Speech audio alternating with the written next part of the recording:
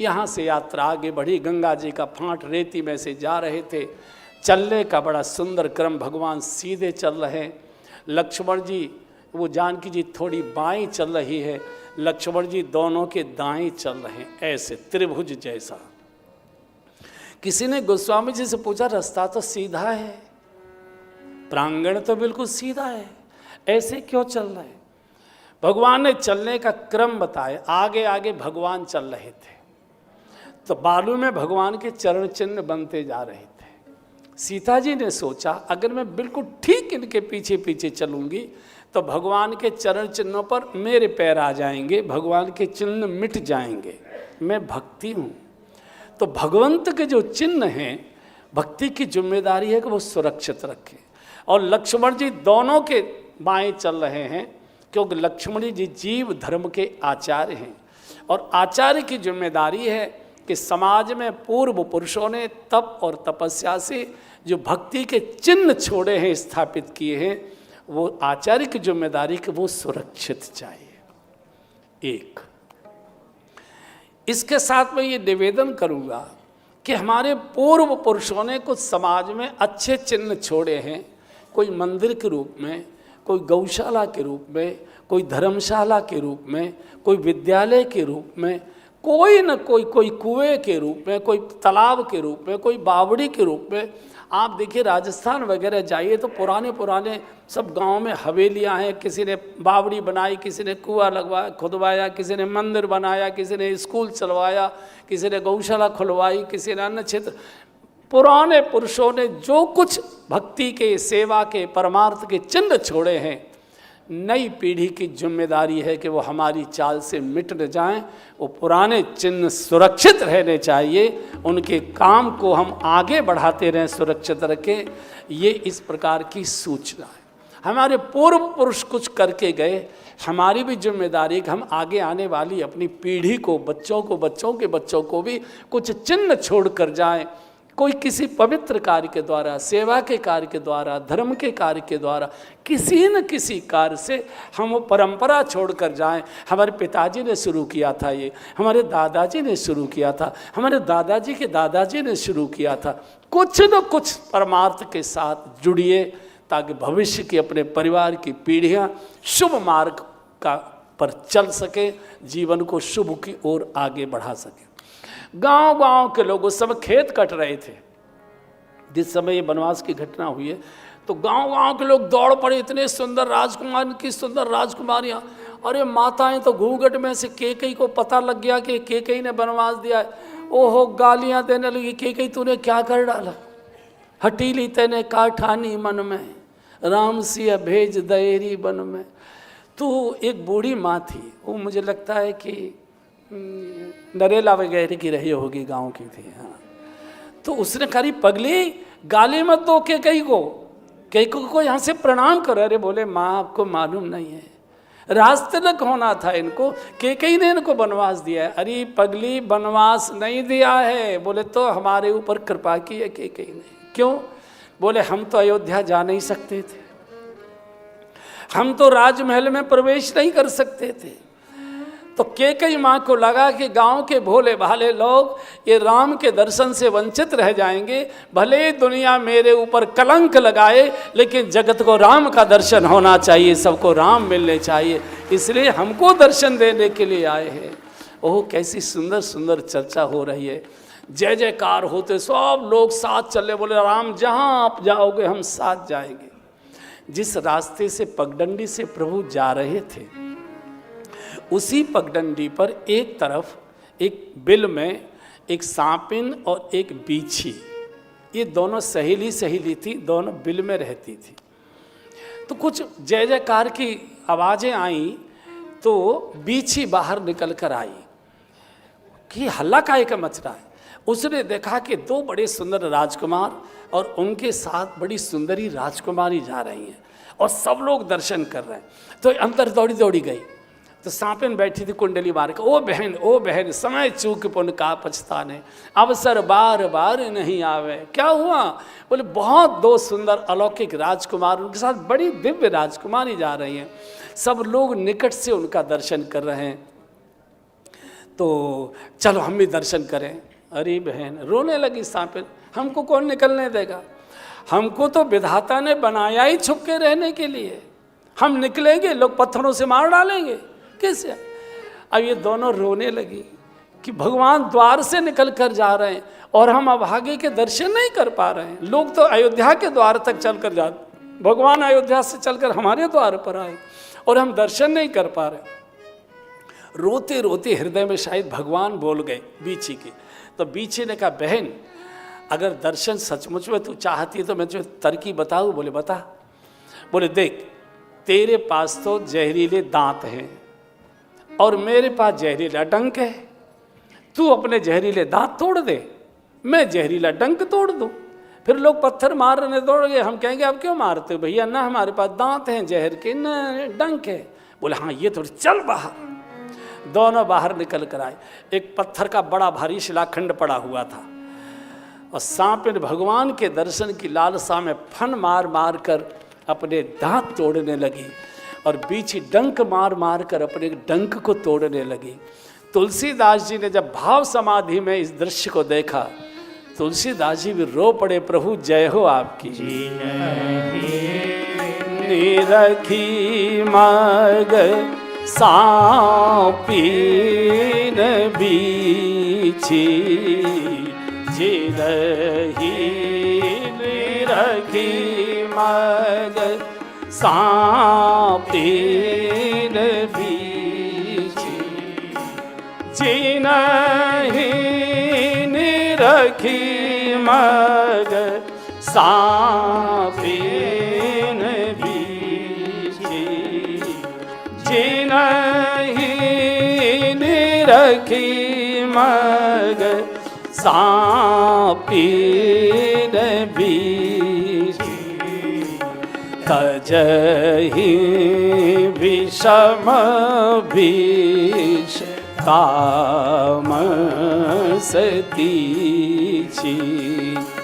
तजहि विषम विष तामसतीची। जिनके दर्शन की लालसा ने जहरीले जंतुओं को जहर त्यागने के लिए प्रेरित कर दिया, मजबूर कर दिया, प्रभु जय हो आप। जिन्हें निरख मग सांपिन बीची, तजय विषम विष तामस तीछी। जंगली जानवरों ने हिंसा छोड़ दी, जहरीले जंतुओं ने, कीड़े मकोड़ों ने अपने जहर त्याग दिए और आदमी कथा भी सुनता है और जहरीला भी होते जा रहा है। आदमी में भी जहर होता है, मनुष्य में भी जहर होता है। कहाँ होता है?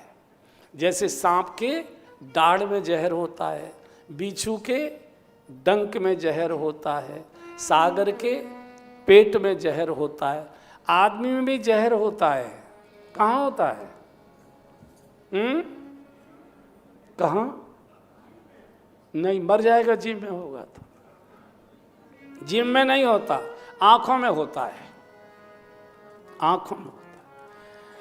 आंखें विषैली भी होती हैं, आंखें कसीली भी होती हैं, आंखें जहरीली भी होती हैं, आंखें रसीली भी होती हैं, आंखें कामुक भी होती हैं, आंखें क्रोधी भी होती हैं। आंख में होता है। जब ईर्ष्या का, द्वेष का, लोभ का, लालच का जहर आंखों में उतरता है, भाई का भी कत्ल करा देता है। विषैली नेत्र नहीं चाहिए, रसीले नेत्र चाहिए, शुभ नेत्र चाहिए। और विषैले नेत्र रसीले में कैसे बदलेंगे? श्री गुरु पद रज मंजुल अंजन, श्री गुरु पद रज मंजुल नयन अमीय द्रग दोष विभंग। गुरुदेव के पावन चरणों की रज के काजल से विषैले नेत्र रसीले होते हैं। हाजी नयन अमीय द्रग दोष विभंजन, नयन अमीय द्रग दोष तेहि करि विमल विवेक विलोचन ते ही करि विमल, विवेक विलोचन बरनऊ राम चरित भव मोचन, बरनऊ राम चरित भव मोचन। श्री गुरुचरणों की पावन रज को काजल की तरह नेत्रों से स्पर्श करने से नेत्र पवित्र होते।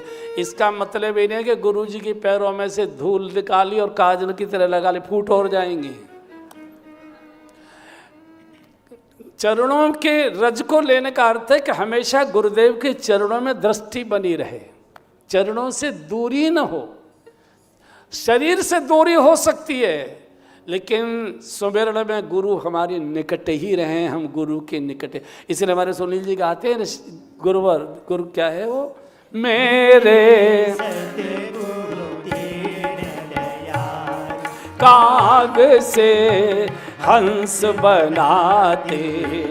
थोड़ा सुनील जी का माइक ऊंचा करो।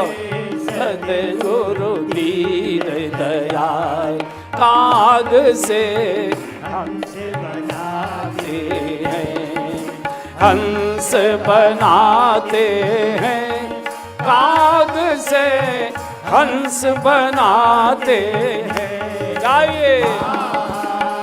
हंस बनाते हैं, काग से हंस बनाते हैं, मेरे सद्गुरु दीन दयाल काग से हंस बनाते हैं, मेरे सद्गुरु दीन दयाल काग से हंस बनाते हैं।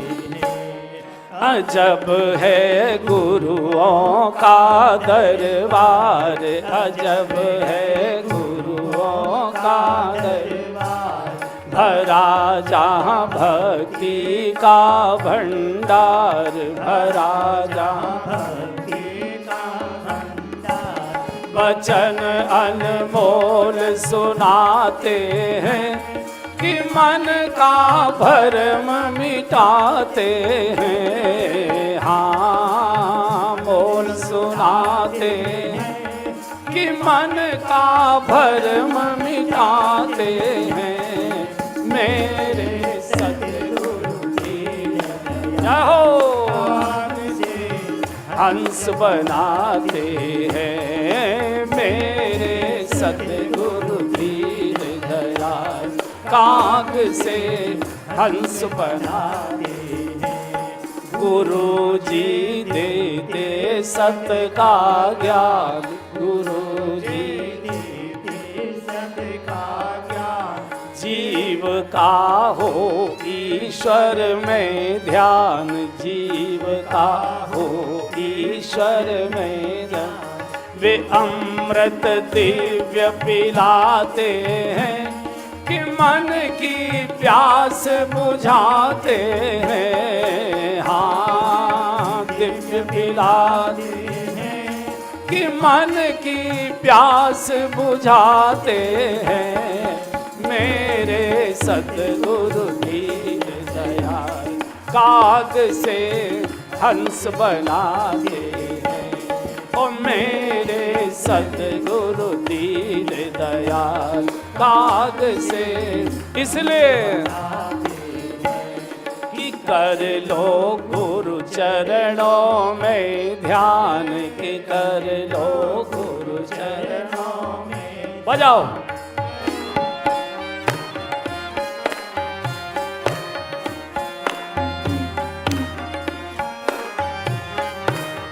कि कर लो गुरु चरणों में ध्यान, कि कर लो गुरु चरणों में ध्यान, कि तुमसे करते संत बयान, कि तुमसे करते संत बयान। गुरु सब दुख मिटाते हैं, कि मन से पार लगाते हैं।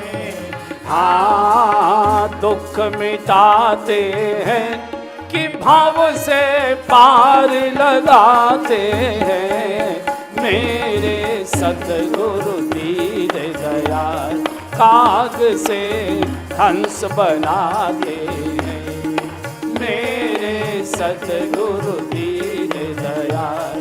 काग से हंस बनाते हैं, हंस बनाते हैं, काग से हंस बनाते हैं। हाँ, हंस बनाते हैं, काग से हंस बनाते हैं मेरे सतगुरु दीन दयाल। काग से हंस बनाते हैं, काग से हंस बनाते हैं, काग से हंस बनाते हैं। हाथ उठाकर बोलिए श्री गुरुदेव भगवान की जय। गुरु देह नहीं बदलते, ध्येय बदलते हैं। ध्येय बदलते, क्या काया नहीं बदलते, क्रिया बदल देते हैं। गुरु बाहर से नहीं बदलते, भीतर से बदल देते हैं। ब्यूटी पार्लर चेहरा धोता है, गुरु हमारी आत्मा को धो दिया करते हैं। बस यही करते हैं। वो देह को धोता है, गुरु हमारे ध्येय को धोता है।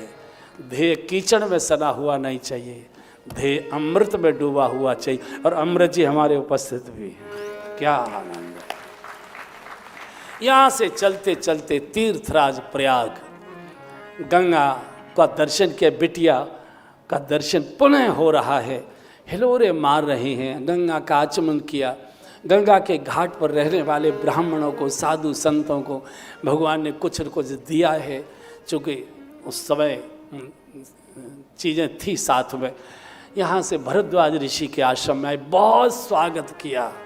राघव, आज बहुत हमको लगता है जो कुछ पूजा पाठ, जप तप, नियम, व्रत, अनुष्ठान, उपवास, कल्पवास, कुंभ स्नान, जो कुछ भी आज तक हमने किया था, साधुता, वैराग्य, कुछ भी आज सबका फल एक साथ मिल गया। राम तुम्हें अवलोकत आदु। आज तीर्थराज प्रयाग अपने को धन्य धन्य मान रहा है। आज सुफल तप तीरथ, आज सुफल तप तीरथ त्यागु। आज सुफल जप जोग विरागु। आज सुफल जप जोग विरागु। सकल सुफल शुभ साधन साजु। सकल सुफल शुभ साधन राम तुमहि अवलोकत आजु। राम तुमहि अवलोकत। ओहो, आज नेत्र धन्य हो गए, प्रयागवास पूर्ण हो गया। पूजा पाठ, कुंभ स्नान सब कुछ आज सबका फल मिल गया। राम तुम्हें अब, और जैसे ही प्रयाग निवासियों को पता लगे यह सुधे प्रयाग निवासी, यह सुधे पाई प्रयाग निवासी। बटो तापस सिद्ध उदासी, बटो तापस मुनि सिद्ध उदासी। भरद्वाज आश्रम सब आए, भरद्वाज आश्रम सब आए। देखन दशरथ सुवन सुहाए। देखन दशरथ। आज ऋषि की कृपा से घर बैठे प्रभु राम का दर्शन हुआ। सब प्रयागवासी धन्य धन्य हो गए। रात्रि को विश्राम हुआ। अगले दिन गंगा जी स्नान करके आए। ऋषिवर हमको मार्ग बताइए, कहिए नाथ हम कई मग जाएं। जीवन का मार्ग अगर संसारी से पूछोगे भटका देगा, कहीं न कहीं झाड़ियों में उलझा देगा, कहीं न कहीं संकटों में फंसा देगा, चूँकि वो शॉर्टकट से पैसा कमाने की ऐसी रीति नीति बताएगा कि जीवन भर उस मकड़ जाल से निकल ही नहीं पाओगे। इसलिए जीवन जीने का मार्ग कि हम किस मार्ग पर अपने जीवन को चलाएं, किस मार्ग से जाएं कि ताकि हमारा जीवन यात्रा सार्थक हो, प्रभु की प्राप्ति हो, तो वो किसी न किसी ऋषि के चरणों में बैठकर ही मार्गदर्शन लेना चाहिए। और ऋषि भी वो जो संगम के किनारे निवास करता हो। गंगा जी, यमुना जी, सरस्वती का मिलन। गंगा जी भक्ति की प्रतीक है, यमुना जी सत्कर्म की प्रतीक हैं, सरस्वती जी ज्ञान की प्रतीक हैं। जो सब प्रकार की विचारधाराओं का आदर करता हो और सबके संगम पर बैठा हो।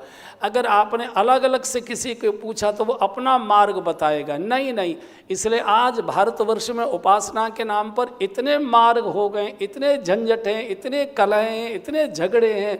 आप कुंभों में देखिए कितने प्रकार के झगड़े होते। सभी संत हैं, सभी पूज्य हैं, सभी तपस्वी हैं, सभी त्यागी हैं, सभी ने घर परिवार छोड़ा है, लेकिन वहाँ भी चिमटे कितने चल जाते हैं केवल मार्गों के कारण से।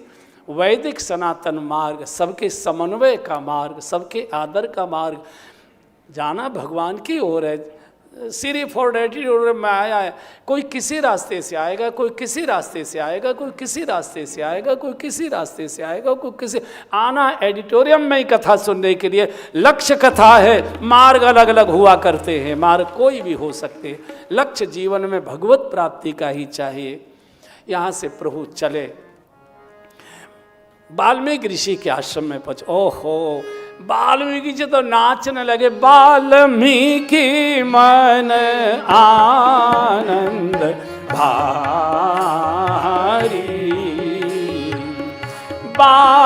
वाल्मीकि मन आनंद भारी,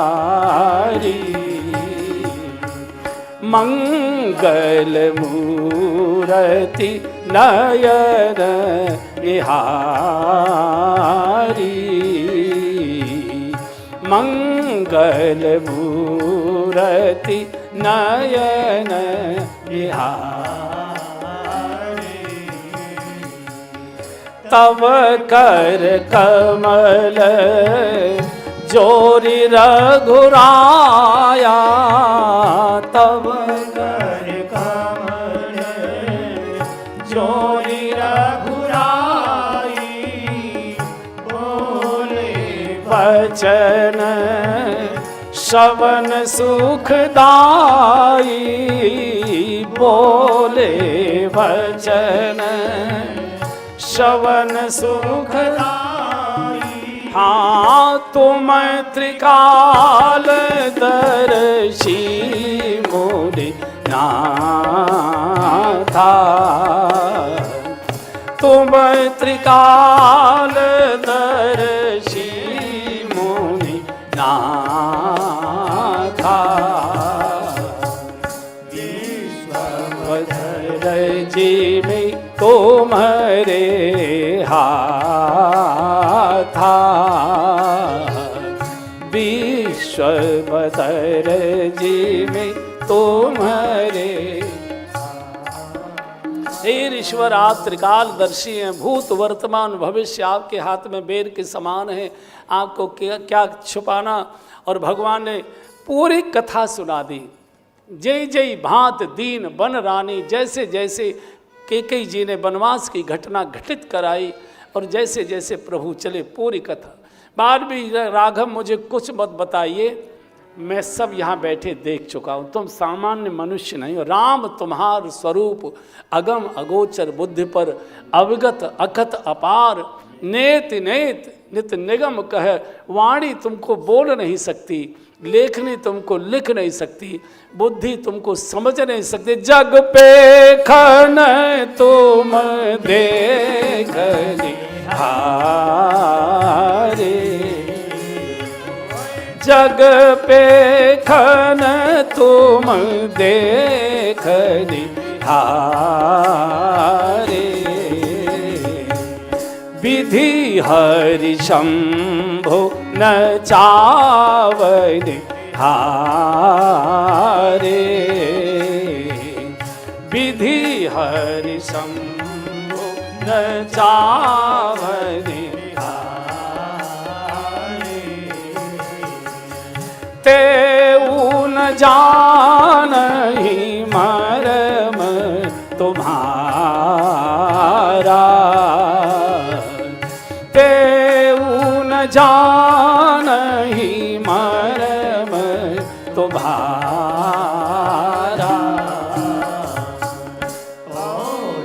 तुम्ही को जानने हारा, और तुम्ही को जानने। वाल्मीकि राघव ब्रह्मा विष्णु महेश को तुम नचाने वाले, तुम कौन क्या बताए? तुमने मनुष्य के नाते से पूछा है, तो मैं मनुष्य के नाते से बताता हूँ। कुछ तात्विक स्थान वाल्मीकि जी ने बताए हैं और अंत में कहा चित्रकूट गिर करहो निवासु। आप चित्रकूट में निवास करें, वहाँ आपको सब प्रकार से आनंद होगा। भगवान चित्रकूट आए, आए नहीं छाए, चित्रकूट रघुनंदन छाए। जैसे पक्षी अपने अंडों पर पंख फैलाकर ऐसे छा कर बैठता है, ऐसे भगवान चित्रकूट में छा गए, माने आ गए तो फिर गए ही नहीं। आप कल्पना करिए 14 वर्ष के वनवास की अवधि में भगवान 13 वर्ष चित्रकूट में रहे हैं। कोल भीलों के निश्चल निष्कलंक भोले भाले प्रेम में भगवान इतने डूब गए कि आगे भी जाना है ध्यान ही नहीं रहा। भगवान तो भोले को पसंद करते हैं। भगवान कहते मोहि कपट छल छिद्र न भावा, मुझे सुहाता नहीं है कपटी चतुराई चालाकी। भगवान भोले को पसंद करते हैं, मुझे भोला पसंद है, इसलिए शंकर जी ने अपना नाम ही भोला कर दिया। जब पसंद है तो मेरा ही, मैं ही भोला। 3 प्रकार के लोग भगवान से मिलने आए। पहले अमर नाग किन्नर दिसपाला, चित्रकूट आए तेहि काला, राम प्रणाम कीन सब काहू। सब देवी सब देवताएं, अमर नाग किन्नर दिसपाला, सब देवताएं राम प्रणाम। भगवान ने खड़े होकर सबको प्रणाम किया। क्यों? देखो बड़े लोगों को प्रणाम जरूर करना चाहिए। इनके हाथ बड़े लंबे होते हैं, आपको पता भी नहीं लगेगा और ये कहीं न कहीं से आपको उलझा देंगे। ये सामने कभी नहीं आते, लेकिन इनके हाथ बहुत लंबे होते हैं। भगवान जानते हैं कि इन्हीं देवताओं ने मेरा राजतिलक नहीं होने दिया था। होते होते यानी सब तैयारी होते भी और बिगाड़ दिया था काम। आज भगवान हाथ जोड़कर खड़े होकर प्रणाम करें, भैया वहाँ से तो तुमने निकलवा दिया यार, यहाँ तो चैन से रहने देना। हमारे ब्रज की कहावत है, सर जानते होंगे देवदत्त जी, जैसे खेत में ऐसे जाना है, मान उस उधर जाना है और रास्ता कोई नहीं है और बीच खेत में से जाना है निकल के, और खेत बोवा हुआ है और किसान खेत वाला खुरपी से कुछ कर रहा है और हमें जाना है। तो फिर क्या करता है आदमी, ताऊ राम राम, राम राम बेटा, और निकल के चले गए। चूँकि ताऊ से राम राम कर ली तो टोकेगा क्या, इसलिए हमारे ब्रज की कहावत बने राम राम कर लो और बीच खेत में पर लो। तो भगवान ने हाथ जोड़कर, और बंधुओं इन समाज के बड़े लोगों को, बड़े लोग होते हैं जिनके पास पद है और जिनके पास पैसा है। पैसे से पद मिलता है और पद से पैसा मिलता है। इन लोगों को जरूर प्रणाम करते रहना चाहिए, कथा का चंदा मिलता रहेगा। ये तो बहुत मुश्किल पड़ी, बहुत। बाबूजी नमस्ते, बस बात खत्म हो गई, रसीद बुक जेब में रखो। बाबूजी हो गया, बाबूजी मना करेंगे नहीं। अमर नाग किन्नर दिशपाला, चित्रकूट आए राम प्रणाम कीन सब काहू। इसलिए प्रणाम किया कि भैया पॉजिटिव बने रहना, इस वन में चैन से हमको रहने देना। भरी हुई थाली तुमने हमारे सामने से खिंचवा ली, यहाँ तो कम से कम चैन से चले गए। अपना दुख दुख सुनाने चले गए, बोले आप ही के लिए आया हूँ, चिंता मत। भगवान के दुख की किसी ने चिंता नहीं की कि आपकी हम क्या व्यवस्था करें। अपना दुख सुनाने लगे कि देवलोक खाली पड़े हुए, घुस नहीं सकते, राक्षसों का इतना आतंक है। भगवान ने कहा चिंता मत करो, आप ही के लिए आए। थोड़ी देर के बाद ऋषि मुनि आवत देखी मोदित मोनि वृंदा, आवत देखी मोदित मोनि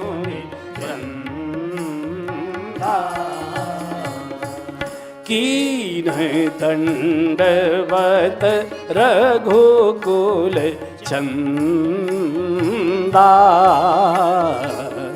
कीन्ह दंडवत रघुकुल। ऋषि मुनियों का समाज, अब प्रभु ने खड़े होकर दंडवत प्रणाम किया, एकदम खड़े हुए और साष्टांग दंडवत प्रणाम किया। साधु को प्रणाम जरूर करना चाहिए।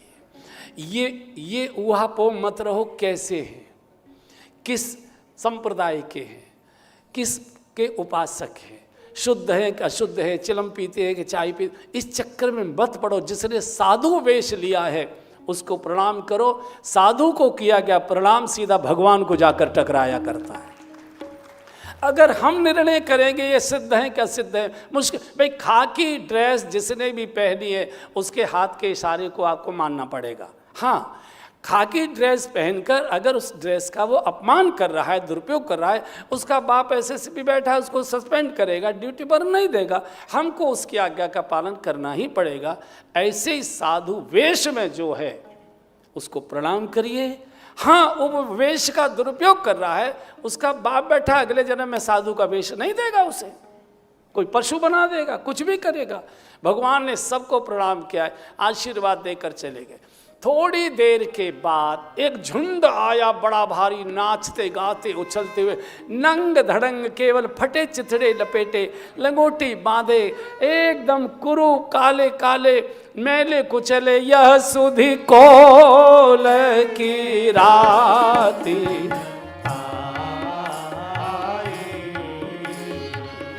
यह सुधि कोल की राती पाई, हर से जनु नवनिधि घर आई, हर से जनु नवनिधि घर आई। कंद मूल फल भरी भरी दोना, कंद मूल फल भरी भरी दोना, चले रंक जनु लूटद सोना, चले रंक जनु। एक बड़ा भारी टिड्डी दल की तरह समझ लो, काले काले शरीर, मैले कुचैले, चिथड़े लटकाए हुए दौड़े चले आ रहे। हाथों में क्या ला रहे हैं? दोनों में भरे हुए कंदमूल फल। इन्होंने परंपरा डाली भगवान का दर्शन और साधु का दर्शन। भगवान भगवान है और इस समय साधु वेश में है। कभी खाली हाथ नहीं करना चाहिए, कुछ न कुछ फल आदि जरूर हाथ में चाहिए। क्यों?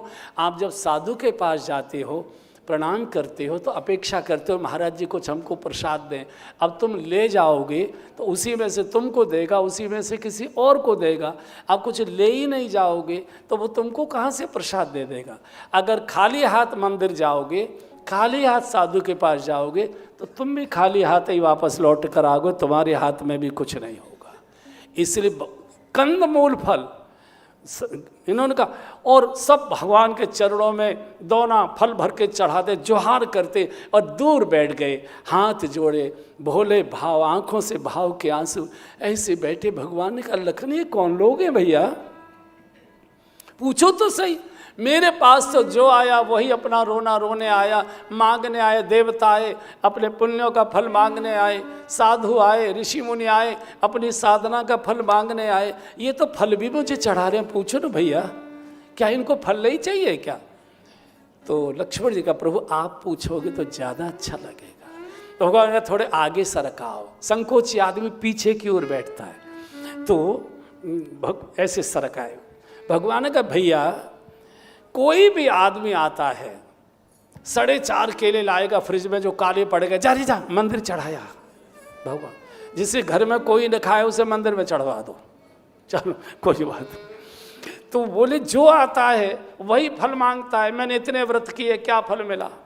मैंने इतनी चींटी चुगाई, क्या फल मिला? मैंने इतना जीवन भर सूर्य को अर्घ दिया, क्या फल मिला? मैंने तुलसी को दीपक जलाया, क्या फल मिला? गिरिराज परिक्रमा की, क्या फल मिला? बिहारी जी के दर्शन किए, क्या फल मिला?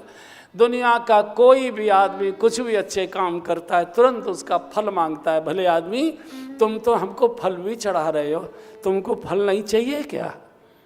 कोल भील रो पड़े और हाथ जोड़कर बोले, भगवान फल तो आप दिल्ली के भिखारियों को बांट दीजिए, हमको तो आप चाहिए, हमारा बाप चाहिए, हमको कुछ नहीं चाहिए, हमको कुछ नहीं। जाहि न चाहिए कबहु कछु, और तुम सन सहज सने,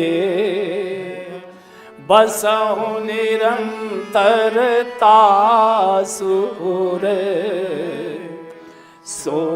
सोराउर। जिनको कुछ नहीं चाहिए भगवान उनके अधीन हो जाया करते। इसलिए 14 वर्ष में 13 वर्ष भगवान इन्हीं भोले कोल भीलों के बीच में रह चुके। भोले भाले भगवान से कुछ मांगते नहीं थे, भगवान को देते ही थे कंदमूल फल ला। बहुत आनंद से तीनों रह रहे हैं। एक दिन की घटना का उल्लेख किया है बाबा जी ने कि आज जानकी जी के साथ भगवान थोड़े वनांचल में घूमने निकले, तो एक पेड़ ऐसा देखा भगवान ने जिस पर बेल छाई होती है। आपने बरसात के दिनों में कुछ पेड़ देखे होंगे जिन पर बेल ऐसे छा जाती है, पूरा पेड़ झोंपड़ी जैसा हो जाता है। तो भगवान ने देखा, अरे कितना सुंदर वृक्ष है, कितनी सुंदर इसकी छाया आदिक है। तो उसकी कुंज में जाकर जानकी जी के साथ भगवान बैठ गए। पूरा बेल ऐसी छाई हुई थी। तो भगवान ने जानकी जी को, जानकी जी ये वृक्ष कितना भाग्यशाली है। जानकी जी बोले, कैसे है प्रभु? बोले, कितनी सुंदर लता इसको अपने जीवन में मिली कि लता ने अपने को इसके ऊपर छाकर इस वृक्ष को कितना हरा भरा सुंदर बना दिया। अगर ये लता नहीं होती तो वृक्ष तो वैसे ही छितरा छितरा रहता। यानी प्रकारांतर से भगवान जानकी जी की महिमा कहना चाहते हैं कि आप मेरे जीवन में आ गए तो मेरा जीवन भी हरियाली से भर गया, हरा भरा हो। तो जानकी जी ने कहा, नहीं भगवान, वृक्ष भाग्यशाली नहीं है। बोले तो? बोले लता भाग्यशाली नहीं है। भगवान ने पूछा, कैसे भाग्यशाली नहीं है? जानकी जगह भगवान, लता इसलिए भाग्यशाली नहीं है कि अगर इस लता को सहारा देकर ऊपर उठाने वाला ये वृक्ष नहीं होता तो लता तो धरती में ही पड़ी रह गई होती, कोई गाय भैंस कुतर गई होती। महाराज, ये तो वृक्ष ने सहारा देकर उसको ऊपर उठा दिया। जानकी जी भगवान की महिमा गाती हैं। भगवान जानकी जी का निर्णय नहीं हो रहा है कि भाग्यशाली कौन है। भगवान ने लक्ष्मण को बुला लिया। लक्ष्मण, हाँ जी, दौड़ के आओ। आ गए। तू न्याय है, काल अन्याय नहीं करता, काल न्याय करता है। पक्षपाती नहीं होता, काल निष्पक्ष होता है। हमारी जानकी में एक झगड़ा है। क्या झगड़ा है? बोले, निर्णय तुमको करना है। बोले, बताइए। बोले, मैं कह रहा हूँ कि वृक्ष बहुत भाग्यशाली है कि इसको इतनी सुंदर लता मिली। जानकी जी कहती है, लता बहुत भाग्यशाली नहीं है कि सहारा देने के लिए इसको इतना समर्थ वृक्ष मिला।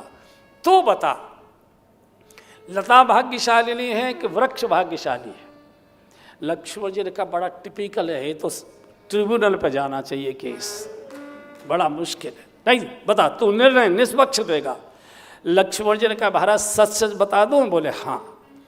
लक्ष्मण जी बोले, भगवान सच तो ये है कि न तो ये वृक्ष ही इतना भाग्यशाली है और न ये लता ही इतनी भाग्यशाली नहीं है।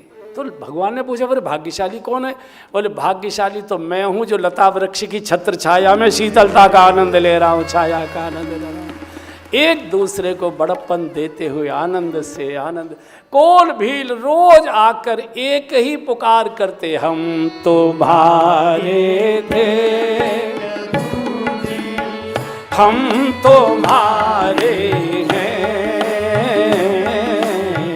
हम तुम्हारे ही रहेंगे।